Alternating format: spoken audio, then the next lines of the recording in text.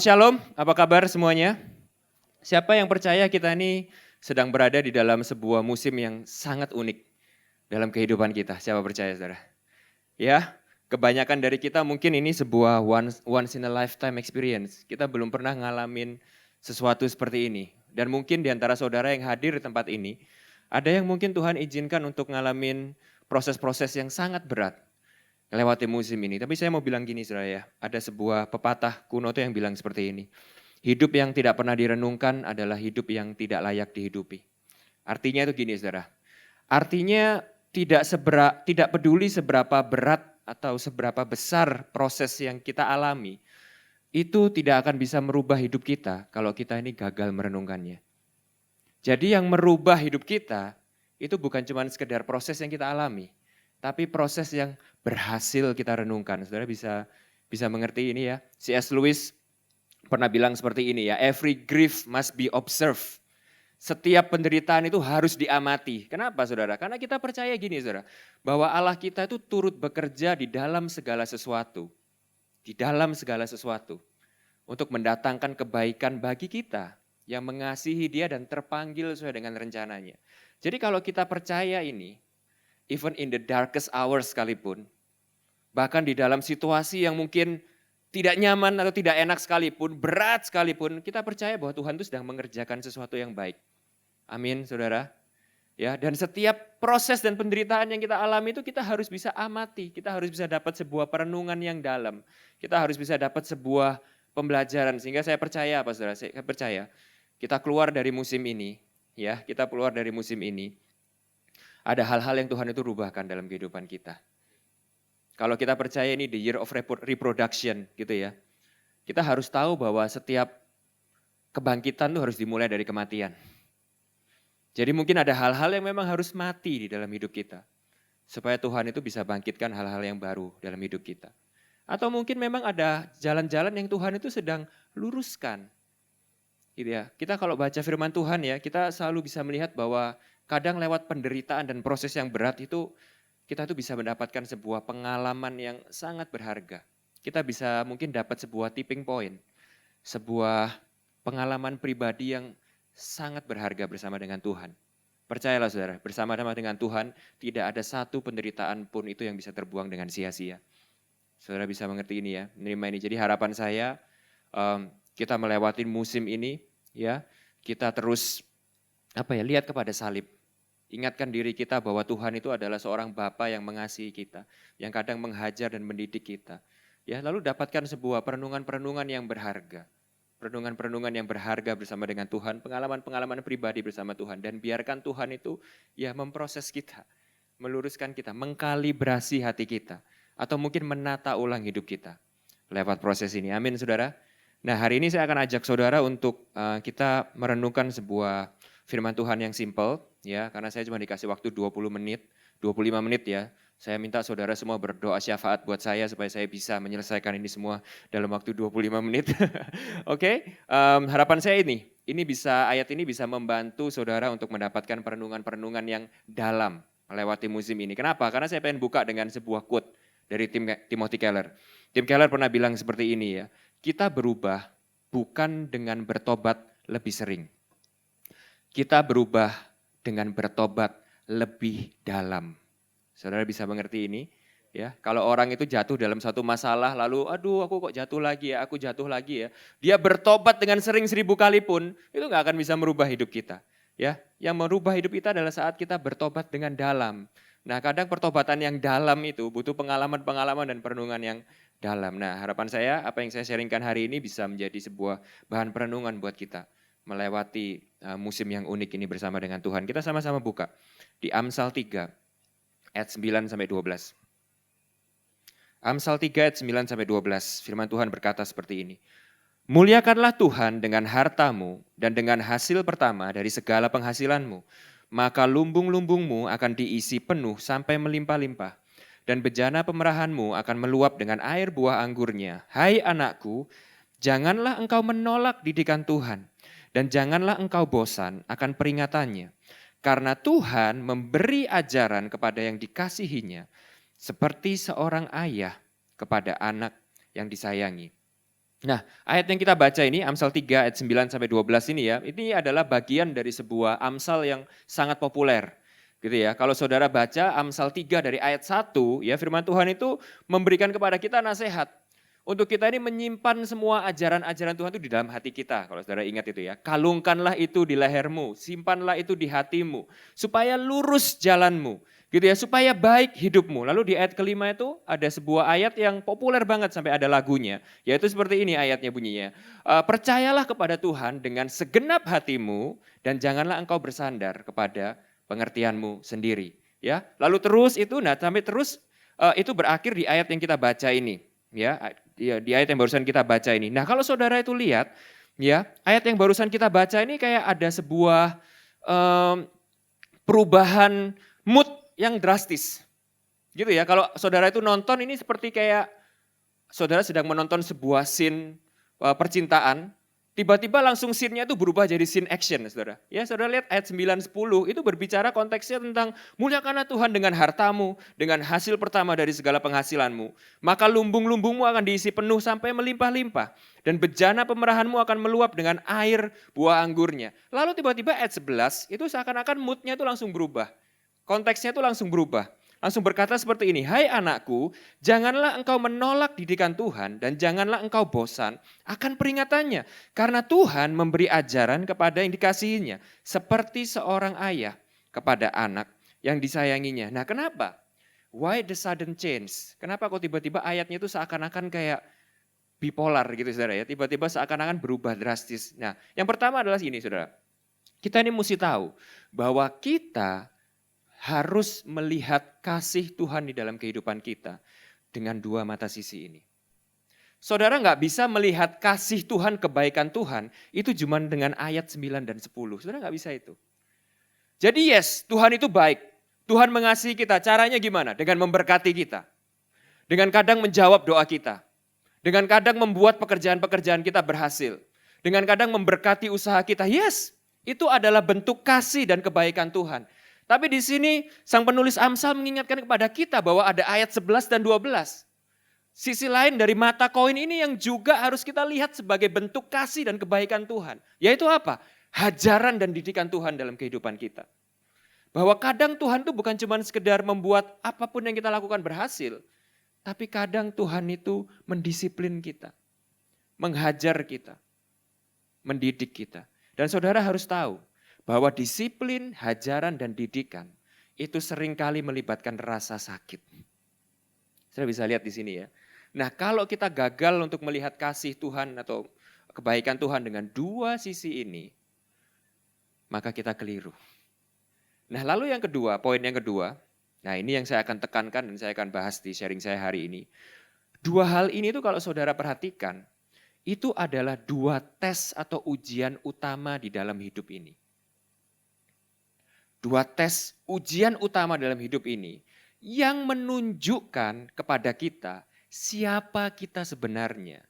Dan hal-hal apa yang asli yang sebenarnya itu tersimpan di dalam hati kita. Itu adalah lewat dua hal ini. Saudara bisa ngikutin saya ya. Kalau saudara lulus tes ini, maka saudara itu akan menjadi orang yang jauh lebih bijak. Saudara bisa akan memahami kasih Tuhan dengan lebih utuh lagi, dan saudara akan menjadi seorang pribadi yang diubahkan menjadi semakin serupa seperti Kristus. Tapi kalau saudara gagal tes ini, saudara bisa menjadi pribadi yang semakin keras hati. Saudara akan menjadi seorang pribadi yang semakin terjerumus, yang itu akan menghancurkan hidup saudara. Apa kedua tes itu? Kedua tes itu ialah kekayaan, kemiskinan. Puncak gunung, lembah kekelaman. Kejayaan, penderitaan. Good times, bad times. Success, suffering. Triumph and trial. Pain and gain. Kemenangan dan kekalahan. Ini adalah dua ekstrim di mana kita at certain point of time pasti akan melewatinya sebagai ujian besar kehidupan kita yang menunjukkan kepada kita siapa kita sebenarnya dan hal apa yang paling berharga dalam kehidupan kita. Kita lihat ya di berikutnya. This is the two great tests. Amsal 30 ayat 8 sampai 9. Sang penulis Amsal berkata seperti ini, jauhkanlah daripadaku kecurangan dan kebohongan. Jangan berikan kepadaku kemiskinan atau kekayaan.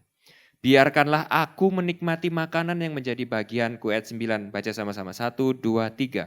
Supaya kalau aku kenyang, aku tidak menyangkal dan berkata, siapa Tuhan itu?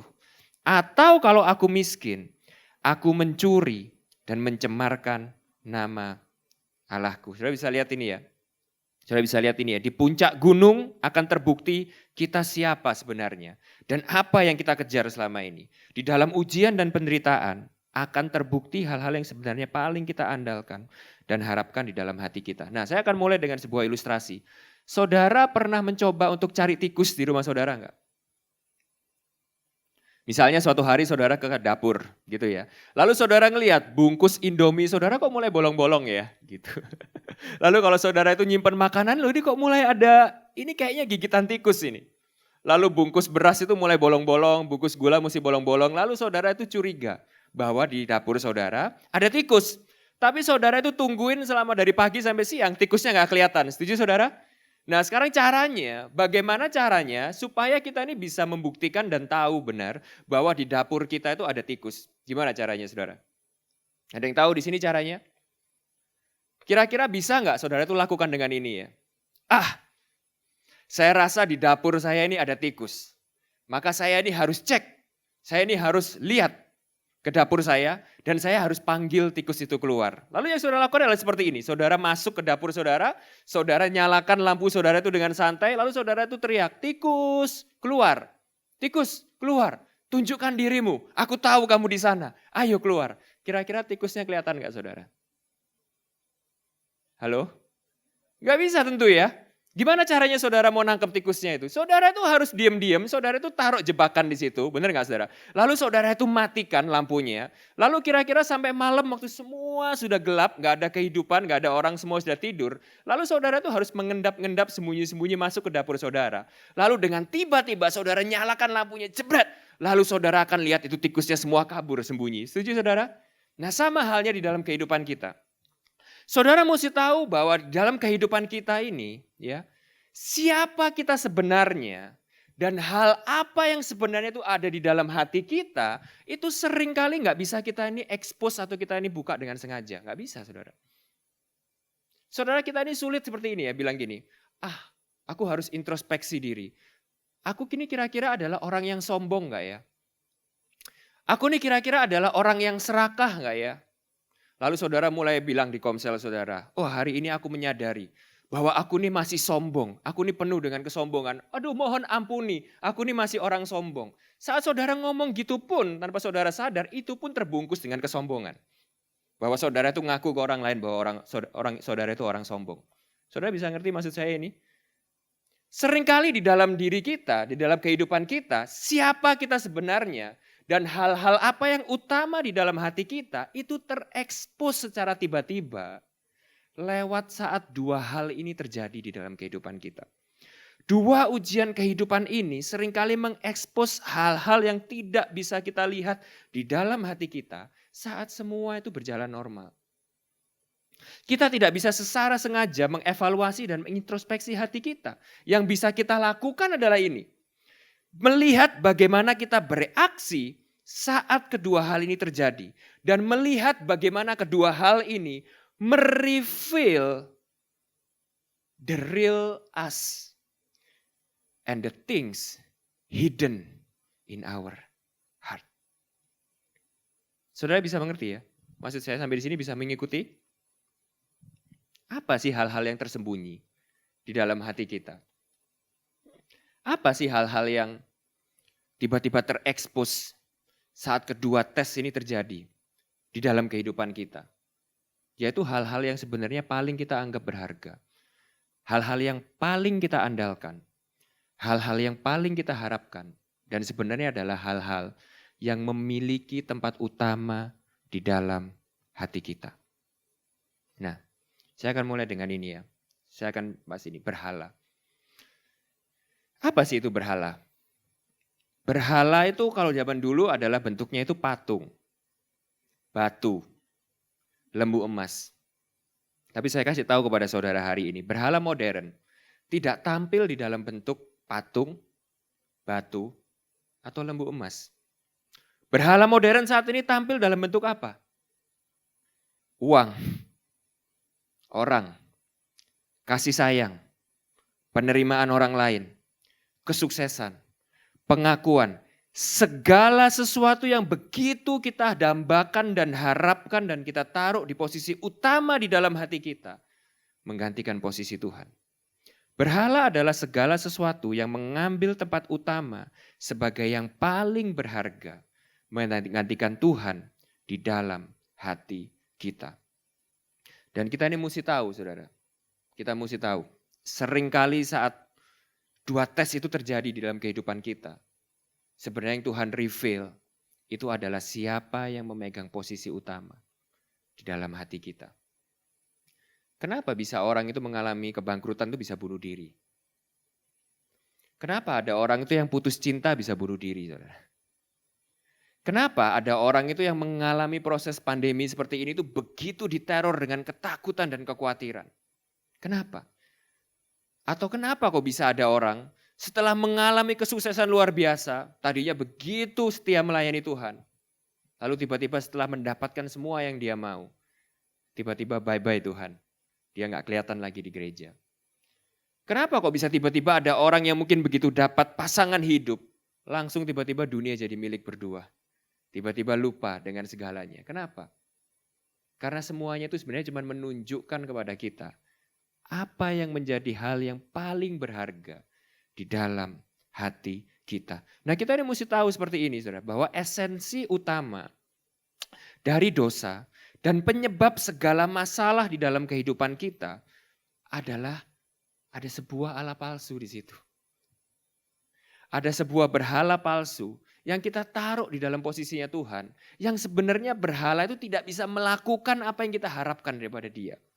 Di balik setiap pergumulan dan keputusasaan kita adalah kita menaruh pengharapan pada sebuah Allah palsu yang tidak mampu memberikan apa yang hanya Tuhan mampu lakukan bagi kita. Contoh, seperti yang tadi saya bilang barusan. Kenapa? Ada orang melewati masa pandemi gini, ada yang begitu diteror dengan ketakutan dan kekhawatiran. Kenapa? Karena sebenarnya kita ini tahu. Kalau kita jujur dengan diri kita sendiri, kita tahu. Alasannya adalah karena kita menaruh pengharapan kita. Mungkin kepada uang, atau bisnis kita, atau pertolongan orang lain. Yang kita ini tahu sebenarnya. Tidak bisa kita andalkan. Dan tidak bisa memberikan kita jaminan, pengharapan. Atau kenapa kita ini terjerat masalah hutang? Ini banyak banget saudara, kasus ini, masalah ini. Gak tahu di gereja saya, kalau di sini mungkin semuanya aman kayaknya ya. Kenapa orang itu bisa terjerat masalah hutang? Terus menerus terjerat masalah hutang gak selesai. Menurut saya saudara ya, bukan karena orang ini tidak punya kalkulator di rumah, bukan. Bukan karena orang ini mungkin tidak bisa menghitung antara pendapatan dan pengeluaran, bukan. Problemnya adalah ini, kenapa? Kenapa bisa terjerat utang terus? Kenapa tahu? Sudah tahu bahwa tidak baik untuk utang, sudah tahu tidak mampu untuk bayar, terus terjerat masalah utang. Kenapa problemnya? Problemnya bukan tidak bisa menghitung uangnya. Problemnya adalah karena hatinya menaruh begitu pengharapan dan pendambaan kepada uang. Uang itu mengambil posisi yang begitu berharga dalam kehidupan orang ini. Sehingga uang ini yang mengatur kehidupan orang ini dan memperbudak kita. Saudara bisa mengerti ini? Kenapa kita ini bisa orang itu seringkali berbohong dan tampil palsu? Kenapa saudara? Karena penerimaan dan pengakuan orang lain itu yang memegang posisi paling berharga di dalam kehidupan kita.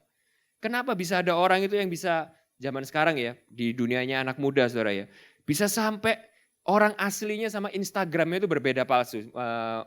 Pastor Hendra beberapa minggu yang lalu di Riverside juga pernah menyebut ini. Sampai ada orang itu yang di Instagramnya sama orang asli itu seperti dua orang yang berbeda. Seakan-akan harus menampilkan sebuah topeng kepada semua orang di sana tentang kecantikannya yang sebenarnya itu palsu. Kenapa? Karena begitu mendambakan penerimaan dan pengakuan orang lain. Menggantikan pengakuan dan penerimaan yang Tuhan itu sebenarnya bisa berikan kepada orang itu. Saudara bisa lihat ya, segala masalah di dalam kehidupan kita itu terjadi saat kita tuh menggantikan Tuhan dengan sesuatu sebagai yang paling kita harapkan dan dambakan untuk bisa memberikan hidup kita ini value, bisa menyelamatkan hidup kita, bisa menolong hidup kita. Padahal kita tahu berhala itu hanya memberikan kepada kita sebuah janji palsu dan meninggalkan kita kosong. Kenapa seseorang itu bisa terikat dengan sebuah kepahitan kepada orang? Di pelayanan anak muda kami, salah satu hal yang paling umum itu adalah anak-anak laki-laki itu punya kepahitan sama papanya. Suatu hari ada seorang anak, tapi ini wanita saudara. Tiba-tiba dia bilang sama kami, "Kok gimana caranya? Gimana caranya? Aku nih gak bisa lepas dari kepahitan sama papaku. Aku sudah coba segala cara, aku gak bisa lepas dari kebencianku sama papaku." Saya cuma bilang gini saudara tahu bahwa saudara itu begitu pahit sama seseorang itu kan bukan karena saudara benci sama orang itu. Tapi saudara mesti tahu sebaliknya.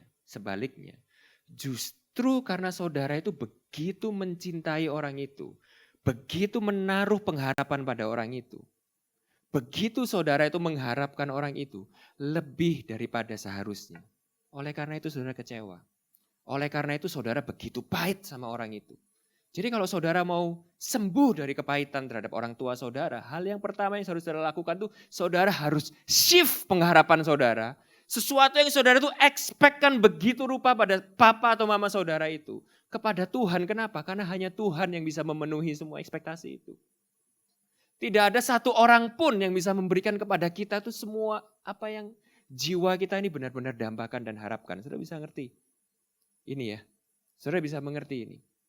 Jadi saudara itu bisa lihat kan, semua problem pernikahan, problem parenting, problem keuangan, problem kesehatan, problem seksual, semua problem, dibalik semua struggle kita, dibalik semua keputusasaan kita, dibalik semua frustasi kita, dibalik semua ketakutan kita, di situ ada sebuah Allah palsu yang kita taruh di hati kita. Di tempat yang seharusnya Tuhan ambil. Karena hanya Tuhan yang mampu penuhi, karena hanya Tuhan yang mampu untuk berikan. Tapi kita taruh sebuah Allah palsu di situ. Dan kita taruh pengharapan kita di situ. Kita dambakan, kita harapkan. Berhala itu mampu memberikan kepada kita. Yang sebenarnya hanya Tuhan yang mampu berikan kepada kita. Oleh sebab itu, saya sudah selesai habis gini. Di 1 Petrus 3 ayat 15, Rasul Petrus pernah bilang seperti ini. Ini konteksnya seperti ini saja. Rasul Petrus sedang memberikan sebuah pastoral advice kepada jemaatnya itu yang struggle di dalam kehidupan mereka. Jadi 1 Petrus 3 yang pertama itu dimulai dengan ini. Kalau saudara baca ya dari ayat 1 sampai ayat ke-12. Itu yang pertama Rasul Petrus itu sedang mengencourage istri-istri yang punya suami itu yang tidak taat kepada firman Tuhan. Lalu 1 Petrus itu bilang tetap tunduk kepada suamimu seperti engkau tunduk kepada Kristus. Maka suatu hari nanti suamimu itu akan melihat kebenaran yang kau lakukan dan dia pun juga akan bertobat. Seperti itu, nah ingat ya. Lalu berikutnya Rasul Petrus bilang kepada suami-suami untuk tetap hidup bijaksana dan mengasihi dan berkorban kepada istrinya. Gak peduli istrinya seperti apa. Seperti Kristus sama seperti jemaatnya. Lalu yang berikutnya kepada para jemaatnya. Untuk tetap hidup sehati, sepikir. Saling mengasihi, saling memberkati. Meskipun ada yang menyakiti engkau. Tetap saling mengasihilah. Lalu berikutnya untuk menjaga lidahmu. Tetap jaga mulutmu. Meskipun ada yang mengutuki engkau. Tetap perkatakanlah kasih. Jangan perkatakan dusta. Terus Rasul Petrus bilang seperti itu. Sampai akhirnya di ayat ke-13 Rasul Petrus bilang seperti ini. Ya, ayat ke-13 dan 14. Tetapi meskipun engkau harus hidup di dalam kebenaran. Meskipun engkau menderita. Jangan takut dan jangan gentar. Ayat 15-nya berkata seperti ini. Tetapi di dalam hatimu. Hendaklah kalian memberikan kepada Kristus penghormatan yang khusus yang sesuai dengan kedudukannya sebagai Tuhan. Jadi saudara bisa mengerti ya, Petrus ini menyimpulkan seperti ini. Segala masalah yang terjadi dalam kehidupan kita dan tujuan utama daripada pertobatan kita itu adalah kuncinya intinya ini. Kristus menjadi kembali yang utama di dalam hati kita. 1 Tesalonika 1 ayat 9, Paulus juga pernah bilang hal yang sama. Bahwa intisari daripada pertobatan itu adalah engkau berpaling daripada berhala-berhala. Dan kembali menyembah Allah yang hidup. Nah jadi sekarang saudara, Kenapa sih Tuhan itu mungkin mengizinkan? Saya tutup dengan ini.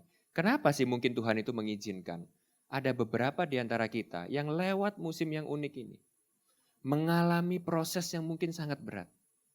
Diizinkan untuk mengalami ujian-ujian yang begitu mungkin berat. Tuhan mengizinkan saudara untuk mengalami kegagalan. Tuhan mengizinkan saudara untuk kehilangan hal-hal yang mungkin saudara begitu cintai dalam kehidupan saudara. Mungkin Tuhan ini sedang seakan-akan mengobrak-abrik agenda hidup saudara, rencana saudara. Saudara tahu tujuannya apa?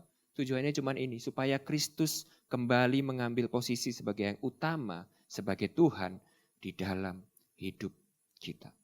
Bisakah saudara ngelihat mungkin lewat proses-proses ini bahwa Tuhan itu sebenarnya sedang memprotolin berhala saudara satu persatu?